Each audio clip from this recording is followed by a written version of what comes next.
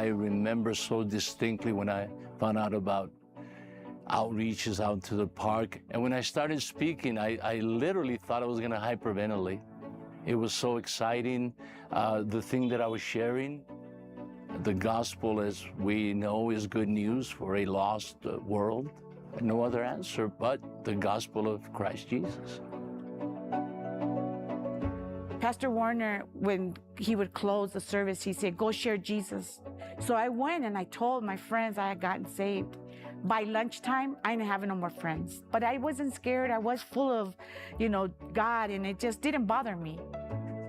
What makes the gospel good news is that it is a message that universally answers the universal problems that human beings encounter.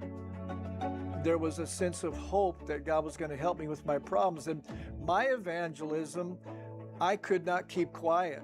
It just flowed out of me. And I remember Pastor Warner always saying, you just win souls for Jesus. You just go and you win souls. That's what we do. We're in the business of that. ¿Cuál es la buena noticia del Evangelio? Es que somos pecadores. Alguien pagó por nuestros pecados. No hay ninguna obra que una persona pueda hacer para ser salvo.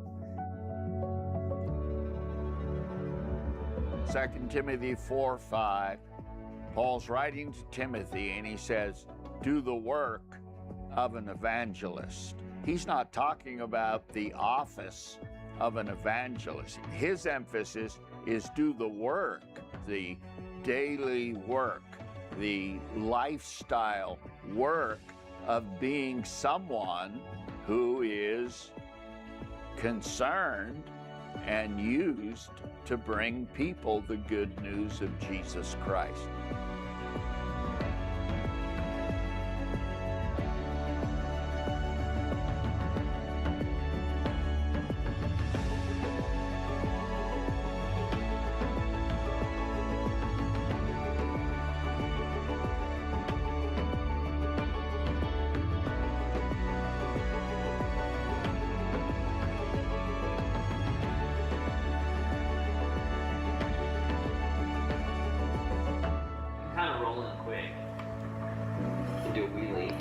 Promise I can't do a wheelie with this deal here.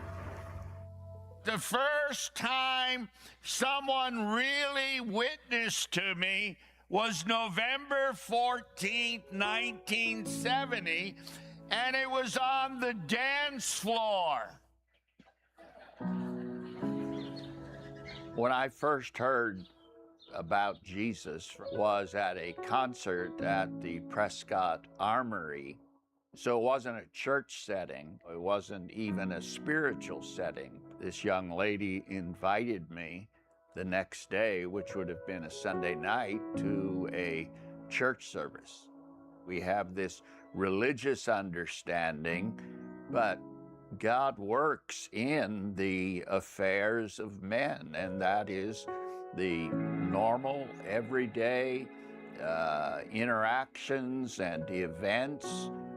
He is very much at work. We've been pastoring maybe, 40 years, about 40 years. Coming to Mexico City was a fight for me. I was happy where I was at. I remember telling Jesus, I think I've done enough, I think we've done enough. But I remember Jesus telling me, this is God. And I said, okay, then, if this is what you're saying, that is God, then I'll come. And that's when God told me, you know what, I'll take care of your children. Okay, then let's go. Sold our house, sold everything, and we came. And Sunday night before he preached our farewell, we were leaving Monday, I told Jesus, I can't believe that my life has been reduced to 13 duffel bags. But I was okay with it, and I'm okay with it now, Before I met Jesus, I lived in a dysfunctional family. We went to this concert, and I was 14 years old, March 9th. And me and my mom and my family, we got saved. And from that moment on, we started going to church. I fell in love with Jesus, and I started seeing things different.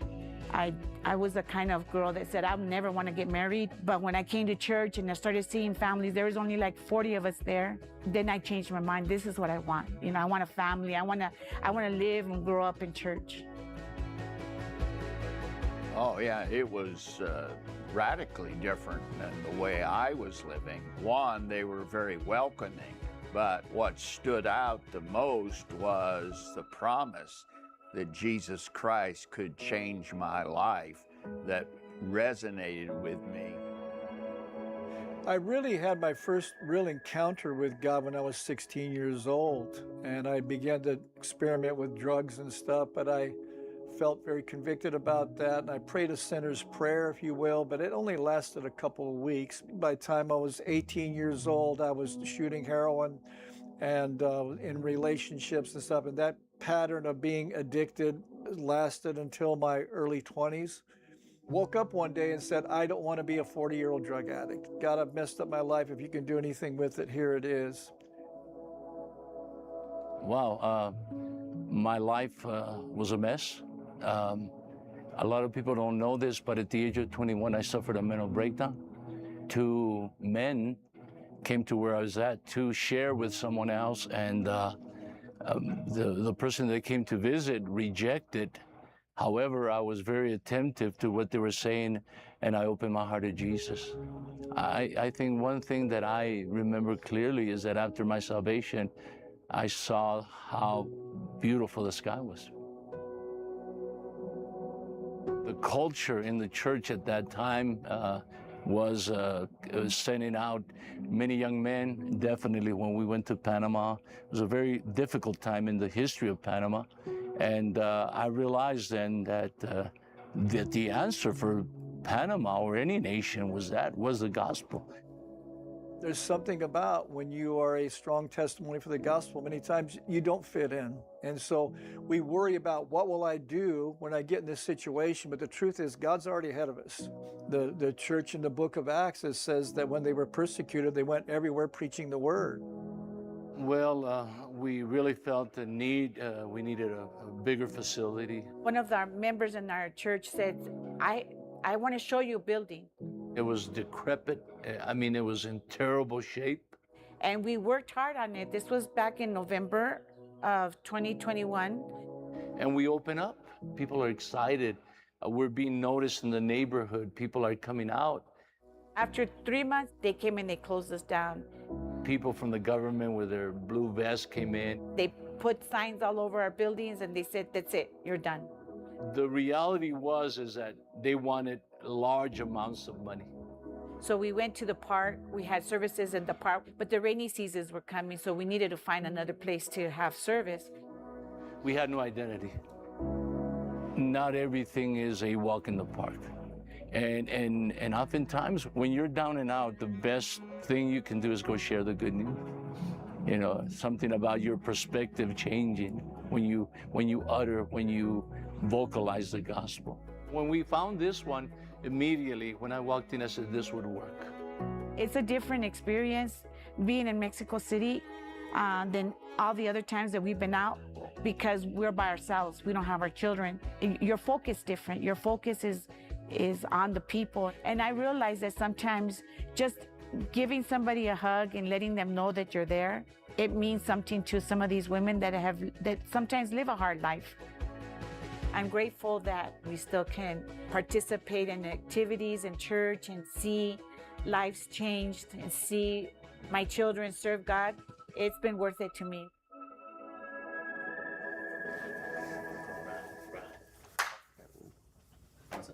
We gotta talk at you. Yes. Yes.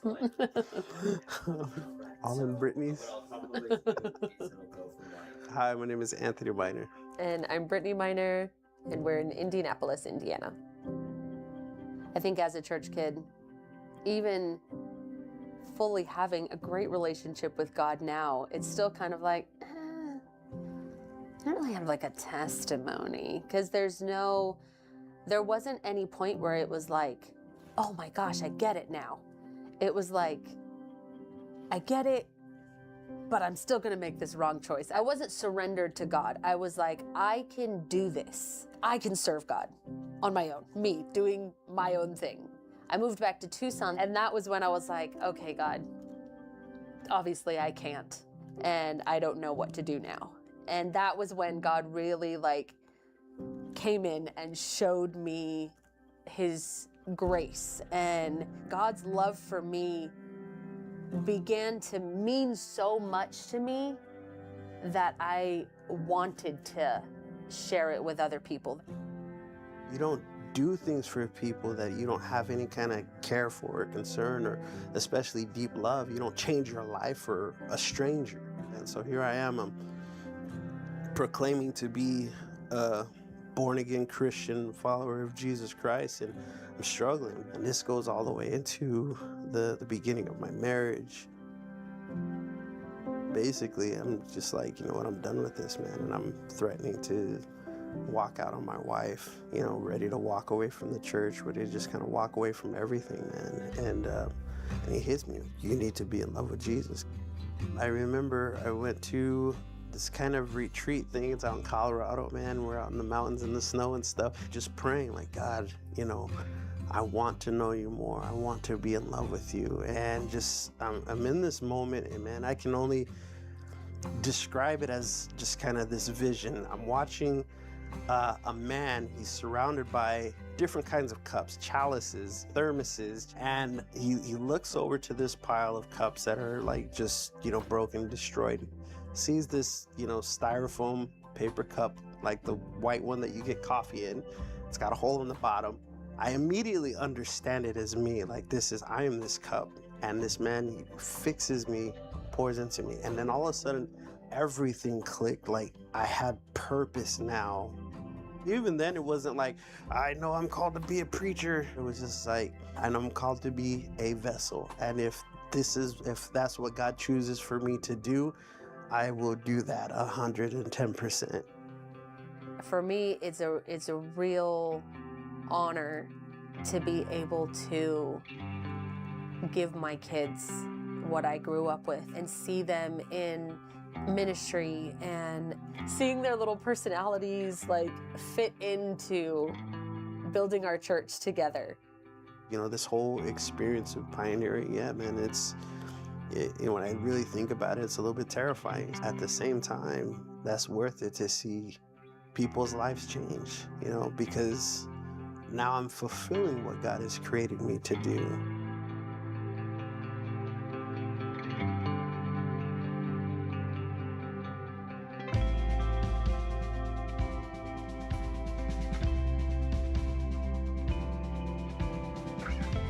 Jesus talked about, you know, scattering the seed, and not every seed's gonna, you know, spring up. Some of them spring up for a short time and they die, but then there's the one that brings forth 30, 60, and 100-fold. Right now we have 6 churches out, 3 of them are international. It's a great blessing. I know it excites the church. There's a dignity when we realize you're having impact beyond the borders of your own country.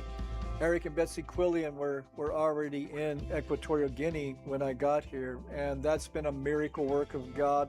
In Joinville, it's a great thing to see Fred and Rachel there because they're the next generation. There are more fertile grounds where you just go through and, you know, you witness and people come to church automatically. Other grounds have to be, you know, watered and dug a little more. And so Brazil's been that way, but there's no lack of passion and no lack of vision for them in that nation.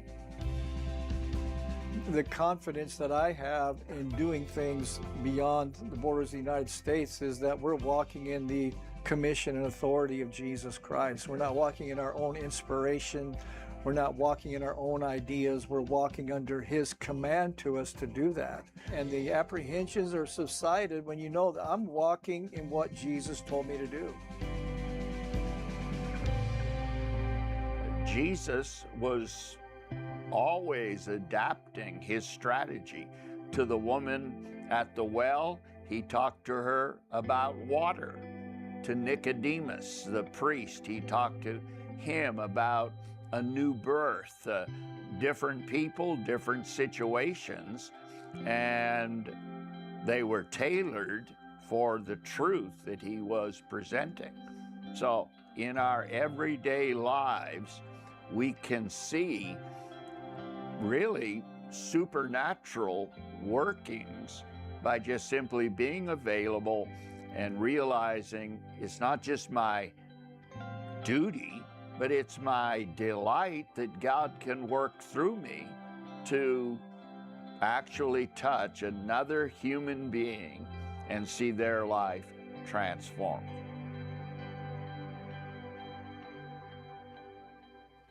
Hello, my name is Avisai Jimenez. I'm the first Spanish-speaking door director in Tucson, Arizona. My name is Alexandra Jimenez. We are here in Apopa, El Salvador. Bueno, sí, probando sonido. Sí, sí. I love you, my friend. Good news. All right. Is this good, Johnny? Yes. El Salvador para mí es muy especial, muy especial.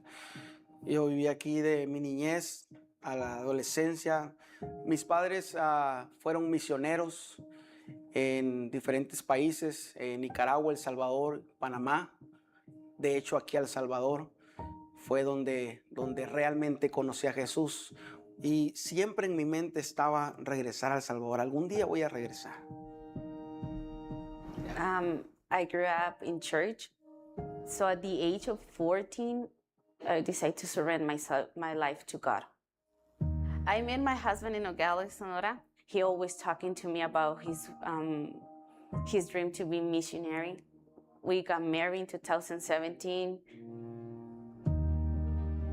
Yo sabía que tenía el llamado de Dios, pero muchas veces huía del llamado de Dios. Estaba yo en mi mente peleando muchas luchas, muchas batallas por el hecho de haber sido hijo de misionero. Y me fui a Tucson pensando en llegar a la iglesia, sentarme y que nadie me conociera. Ser feliz, ser salvo, trabajar para mi familia. Pero creo que llegar a Tucson es el peor lugar para huir de la voluntad de Dios. Yo recuerdo un día estar con mi corazón cerrado y el pastor Garrett predica un sermón donde él empieza a decir, ¿qué vas a hacer con las banderas que tus padres te han dejado? Y yo me sentí en Tucson diciendo, nadie me conoce aquí, ¿por qué? ¿Qué está pasando? Yo recuerdo pasar al altar y decirle, Dios, otra vez aquí estoy. Yeah, he was running from God. I mean, both of us. Moving to Tucson was a healing place for us. Cuando el pastor Warner nos llama a mí y a mi esposa, yo y mi esposa no teníamos ningún lugar en mente, solo habíamos dicho estas palabras. El lugar que Dios le ponga al pastor Warner, ese es el lugar que vamos a ir. Y estábamos nerviosos. Cuando él dice, se ha abierto una puerta para El Salvador, yo estaba así y de repente mi cara, yes, dije, sí. I'm Jeremiah Wacker. My wife Geneva and I are pioneering a church in San Salvador, El Salvador. El Salvador is in Central America. It's the smallest country, about 6 to 7 million people.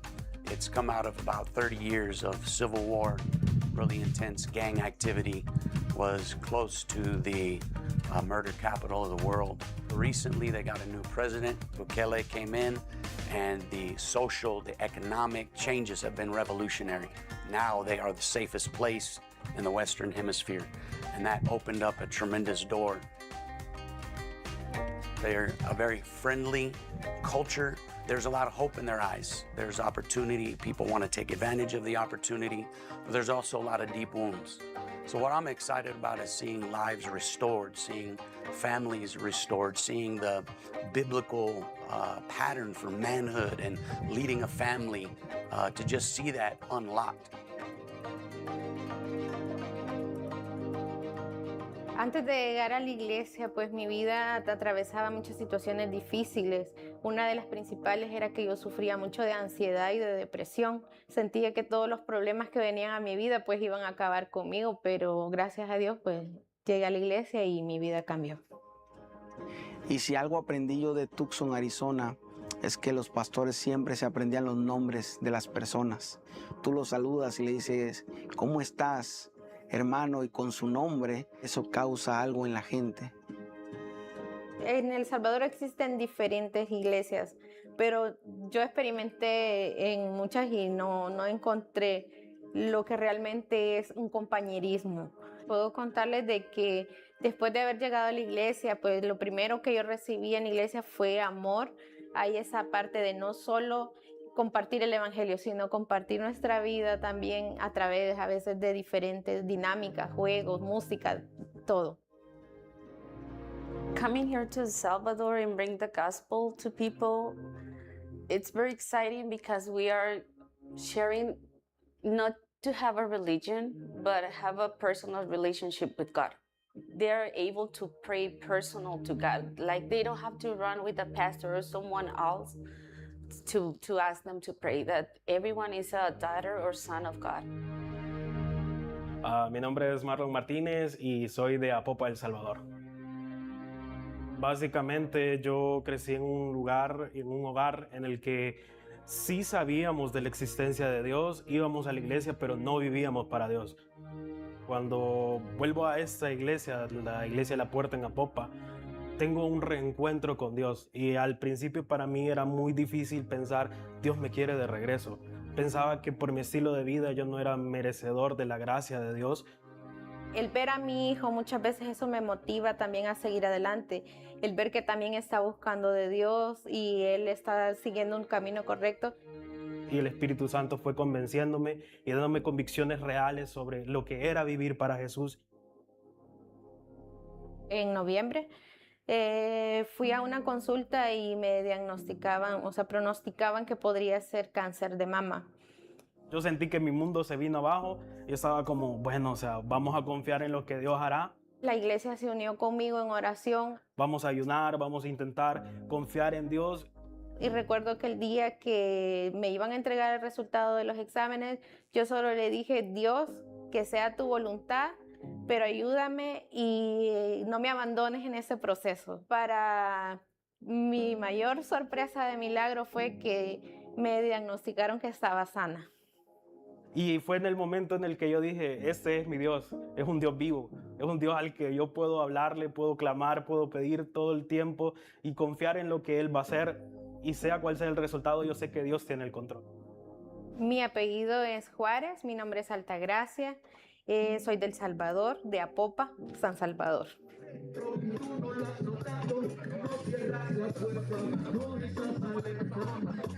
Nosotros en el compañerismo normalmente salimos a la esquina a predicar con un micrófono. Y aquí en El Salvador hay un problema, que hay muchas iglesias religiosas y usan este método, pero la gente ya está cansada de esta forma. Y yo miré esto y dije, no puedo hacer lo mismo que ellos hacen, tengo que buscar otras formas. Muchas veces hemos visto que el hecho de compartir nuestro testimonio y decir, esto fue lo que yo era y pues esto es lo que Dios está haciendo en mi vida, la gente se anima. Y esa forma de evangelizar de la cultura de la invitación creo que es la que más resultado ha dado. Yeah, what's very exciting is the partnership. When they came, we were really blessed and honored to be able to welcome them, to help them get settled. And then he's helped me, because I'm the gringo. I don't speak Spanish. So he's helped us with song service, taught some of our people instruments. So you see a kind of a synergy. You see like different troops in different places, but supporting each other. I think the most exciting thing of being here in El Salvador as missionaries is do the will of God with my family. Y aunque es difícil porque dejas todo, dejas trabajo, familia, amigos, las almas lo valen. Y yo creo que eso es lo más importante, el ver una persona que se rinde a los pies de Jesús. Eso te hace sentir, wow, realmente está valiendo la pena el sacrificio para venir a traer las buenas nuevas de Jesús.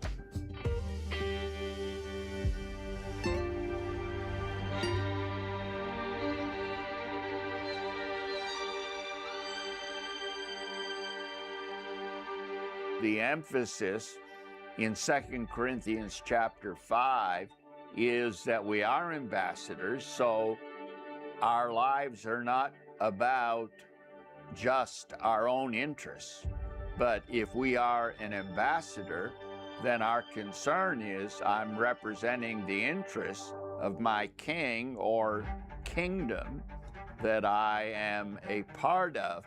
But it goes deeper. As ambassadors, God is making the appeal, and the appeal in 2 Corinthians 5 is be reconciled to God. Come back into friendship with God. God is actually and literally making his appeal through us.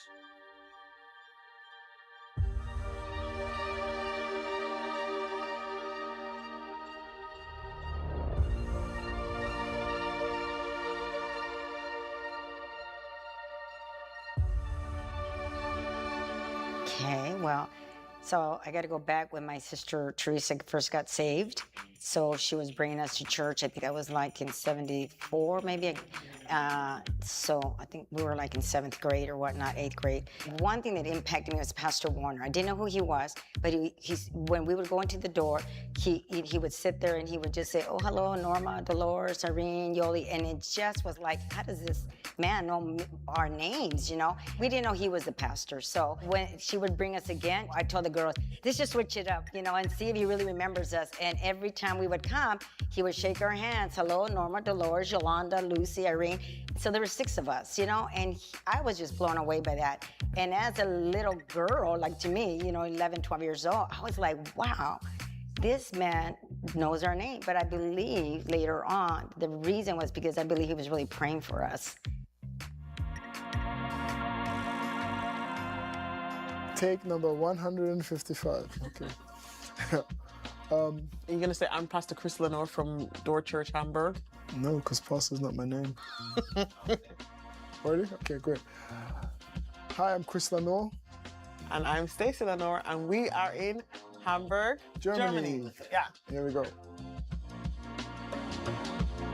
It was on the 3rd of July, 2004. I just came out of the barber shop, just had my hair done.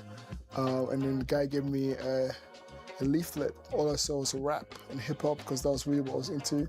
And then I went to this concert, and what surprised me was that they wasn't rapping about the usual stuff that I was into or that I heard about, but they were rapping about Jesus. And I had never heard that Jesus could change someone's life, right? From then on, God just did the work. Forward that to high school, I was coming to church with my sisters for like 3 months before I got saved. I remember Richard telling me, "Norma, you're in a dangerous place. You don't know if God's always going to strike with you and whether or not the Spirit of God is always going to convict you." Before I came to Christ, I grew up in a Christian house. My dad was a Baptist pastor. However, I was missing that element of the life-changing Jesus. For me, when the good news became real and became personal to me was when I was in my 2nd year of uni, and we went to a church that we'd been invited to. From getting a flyer on the street, I was presented with the very real fact of my sin. Eventually started to get plugged in and started to get involved in just ministry. And I remember going to Pastor Jay and I said, "Hey, so how do you know you're called to preach or you're called to be a pastor and whatnot?" And he said, "When you know that you know that you know that you know." And then he leaned in and said, "Do you know?" And in that moment, I just knew. I knew it like the back of my hand. I just knew God had called me to preach. We took over Pastor Leon's Pioneer Baby Church in a small little town called Dudley in the Midlands in England. Yeah, I think there's an opportunity right now throughout Europe to just really see something new. Chris is Austrian by heritage, and he was one of our pastors. He was pastoring in Manchester, and I got to know him a little bit. We had a revival with Pastor Fred in September 2019. I asked the question, said, "Have you ever considered or thought about Germany?" It came up because I grew up in Austria, so I could speak, read, and write in German. Pastor Fred just said, "Hey, pray about it." And so I was planning on sending him out. Then lockdown came, and I thought, Chris, we're probably going to have to wait this out, see what happens later. But Chris didn't want to wait it out. In no time, he was packed up and moved to Hamburg. Hi, I'm Katja. I'm 21 years old. I live in Hamburg. And I'm going to this church since more than 4 years. Also ich kannte Kirche nur unter strikt und streng und langweilig und ruhig. Und ich wusste nicht, dass eine Kirche persönlich sein kann, dass sie dein Herz berühren kann und dass sie familiär sein kann. Und als ich hier dann war, auch wenn wir nur zu zweit waren, ich habe mich direkt wohlgefühlt und die haben mich aufgenommen und waren interessiert an meinem Leben und alles, was ich mache und eine Beziehung zu mir und Gott. Und das war wirklich schön. And I remember one time I was walking, I saw this group of teenagers. I just felt like, hey, just witness to them. And then I spoke to them. The next day comes and I had forgotten about them. Stacy came to me, Stacy said, hey, there's 3 girls outside the church. I think they're looking for this church. I said, really? Yeah, and I went out and there were these 3 girls. And they brought a girl called Nadia. And then Nadia brought Katja. And then those 2 became just an integral part of the church, and they're still in the church today. The gospel, doesn't reach you when you love people and you care for them because you set that atmosphere and you know you're valued. And I felt as a little girl, wow, I'm important. And that's what Jesus does. You're important to him. You're an individual and you're important. Hopefully that's what we demonstrate when you come to the church. Also jetzt, wo ich Jesus kenne, bin ich dankbar dafür, dass er einfach in meinem Leben ist, dass ich einfach, egal was passiert, egal was für eine schwierige Situation ich in meinem Leben habe und wie häufig ich falle und Fehler mache, ich bin dankbar dafür, dass es jemanden gibt, der mich trotz dessen liebt. For me, one of the most exciting things I would say is seeing their passion for God. They want to work excellently for God and not just get by and be a Sunday Christian, seeing them also bring their friends and using their different means, platforms to tell others about Jesus and spread the good news, and you can see how much they love God. Ich habe die Frage mal nach einem Jahr, nach 2 Jahren so gefragt, woher die Dort Church überhaupt kommt richtig. Und dann, als ich erfahren habe, dass wir in Australien sind, in Amerika, in England, in Afrika, in verschiedenen Ländern und Orten und dass es immer größer wird, das war so schön zu sehen, dass wir so eine große Gemeinschaft sind über die ganze Welt und dass wir auch so connected sind mit allen und uns auch treffen auf Events, Conference. Und das ist so richtig schön zu sehen, wie so 2 Leute irgendwo geplantet werden in einem Land und dass dann mehr Leute geplantet werden über die ganze Welt hinaus, ist so, ich will ein Teil davon sein. Ich bin froh, ein Teil davon zu sein. I appreciate it more than ever now that I am a missionary. The benefit I have of being able to pick up the phone to call my pastor. So I'm really, really blessed to be part of our fellowship. I'm really, really blessed in the impact teams that we have received. And by God's grace, we're now in a position where we are also able to help other churches and send out our own teams.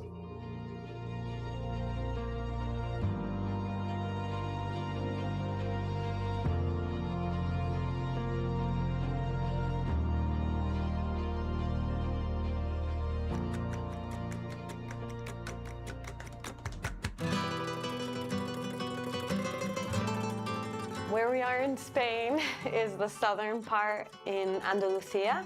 It's still a part of Sevilla, but it's more south of Sevilla. There's a little bit of the south versus the north in Spain. Basically, the city is not as affordable as outside, and so they're building this up, and families are starting to move down here in Los Bermejales and in Dos Hermanas. Yeah, so I was born in Malaga, Spain. My family moved to America when I was 1. I grew up in church. I was raised in the things of God. When I was 18, 19, I kind of felt like, I'm going to join the military because I want to get away from church life. I want to say that, I heard the testimonies of my parents, which were strong. As time went on, I got serious with God. I think when, I heard sermons challenging to get rid of all other option Bs or just go forward with only God, fully committed. Hearing those things and going to the altar, I think those were things that kind of like just deepened and solidified, and I think just different moments like that for me as a church kid brought me to a place where I started getting more serious with God. When we went to the Middle East, when we deployed, I specifically remember it felt like a hand that was covering me was removed. And that prompted me to pray and rededicate my life to Jesus. And experiencing salvation for myself has made me say, I want people to experience what I've experienced.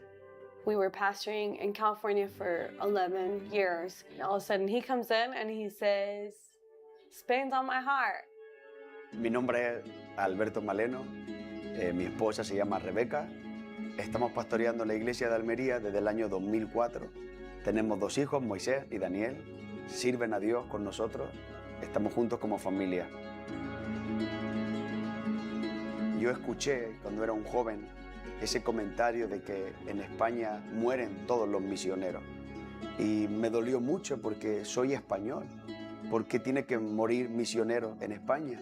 ¿Por qué tienen que morir pastores espiritualmente en España? Esto tenemos que cambiarlo. Lo espiritual evidentemente afecta. Y el catolicismo evidentemente pues, está muy arraigado en España. No porque la gente vaya a la iglesia, pero porque la gente lo tiene muy asimilado, que son católicos toda la vida y es muy difícil llegar a ellos. ¿Cuál es la buena noticia del Evangelio? Es que somos pecadores, alguien pagó por nuestros pecados. No hay ninguna obra que una persona pueda hacer para ser salvo. Y por eso es tan importante para mí que la gente escuche el Evangelio en España. I couldn't shake the feeling, and so I called Pastor Garrett and I said, hey, I'm just gonna give you this information. Whatever happens, happens. In my, I guess you could say, carnal mind, I thought, why would Pastor Warner send a young family of 5 kids? There's no way they would do that. But we ended up going to conference on Monday, and something in my spirit said, you're going to Spain. So I talked to Pastor Warner, Pastor Garrett. They said, why don't you talk to Pastor Maleno? And he said, you should think about going to Sevilla. And I go tell my wife, and she goes, that's crazy. I was thinking about Sevilla. And I said, well, your wishes come true, my love. I don't think there's ever been a time where the culture around us has been welcoming of the good news. They'd rather hear fables. They'd rather hear things that validate their lifestyle or their direction in life. We are bearers of that good news despite whatever climate may exist around us. We arrived here February 19th, and we didn't have a building, and so we built out a website. And then, I foolishly used Google Translate to make some flyers. And as soon as I start passing the flyers out, some of the people start telling me, hey, you spelt some things wrong and you used the wrong words on the flyer. And interestingly enough, people wouldn't talk to me, but people would come up and correct me about the words that I used on the flyer. And that opened the door for me to talk to them about Jesus and to begin to witness to them. And it's the same thing with our church building. People walk by and they see this tall white man standing there doing the hammer fist preaching, and they are so confused. What is going on? And I very frequently will stop in the middle of my sermon and just start waving and invite them in. Surprisingly enough, people do come in. I think sometimes people can come into an atmosphere of a church and can have more of a religious mindset, but there's such a difference when you are welcoming where people are at. And one of the things that just really stuck out to me is that people can see God in you. And I can only say that it's because the Holy Spirit is intervening and making the connection that I can't make. And the powerful thing is it's really convicted me of how much of me was trying to do it on my own before. trabajo es inmenso y solos no podemos. Yo he descubierto hace muchos años que solo no tenía la fuerza para hacerlo. Por eso siempre traté de estar conectando. Mucha gente me ha dicho, Alberto va a muchas conferencias, y siempre entendí que necesitaba llenarme, necesitaba agarrar la fuerza, agarrar la visión, contacto, amigos, compañeros, y esto me ha llevado a impulsar el Evangelio aquí en España, la iglesia de Almería. Sabe que está conectada con mucha gente en diferentes partes del mundo. No estamos solos, somos parte de una historia mucho más grande. Even when nothing is happening in Spain and everything is a mess, Pastor Warner always had hope for Spain. And I remember one time I called him very with problems and conflict, and I said, what is happening here? No way. And he said something I never forget. He said, Alberto, don't worry. You don't have a mother, but you have a grandfather. And relax, I'm going to help you. And now the story is completely different. We are living a moment in Spain now. It's very enjoyable to just see how God is moving, and even with our children too, for them to kind of see and partake and want to be a part of everything. I'm so grateful that God would use my life to be a part of seeing other people experience Jesus touching them. And I feel God touching me when God's touching them. We were renting the church building plus 22 years. And now, for the first time, we had the opportunity to buy a building. It's a building for 500 people because we have the vision that God is going to bring many, many people. We have 19 churches, and God is doing something very fast. We are very happy for that. The gospel requires two sides. It requires a public side and a personal side. Evangelism requires a public and a personal. We would like to believe that the gospel could simply be communicated by being decent, but words are necessary if you're going to have a real adult conversation. And Satan is working very hard to intimidate us not to say anything. It's not our responsibility to determine the outcome. Our responsibility is to sow the seed, and that seed is the gospel or the good news. Es un proyecto comunitario. Solo no podemos ganar las almas. Hay una necesidad muy grande. El mundo es muy grande. España es muy grande. Almería es muy grande. No podemos solo. Pero la clave está en ganar a uno, y ese uno puede alcanzar a su familia, puede alcanzar a sus amigos, y eso nos debe consumir. A mí me consume. Estamos trabajando en diferentes naciones, pero el propósito es ganar alma, llevar gente a los pies de Jesús. When the Apostle Paul said, my crown and my joy, the crown was a crowning achievement. My work, my labor, you are my crown. You're my reward. And definitely, it's a changed lives. That makes it all worthwhile when you see people that are different when they first came in or when you first met them. The good news still marvels me. And this has actually kept me throughout the years. The power of the gospel can work in any generation, amongst any people, amongst any ethnicity, amongst any class of people. It is the power of God unto salvation. It does change people, it changes things, it changes history, it changes societies. When we proclaim the glory of God and we ascribe greatness to our God, things happen. And people are transformed, and the little mustard seed of faith starts to prosper just because someone shares the good news.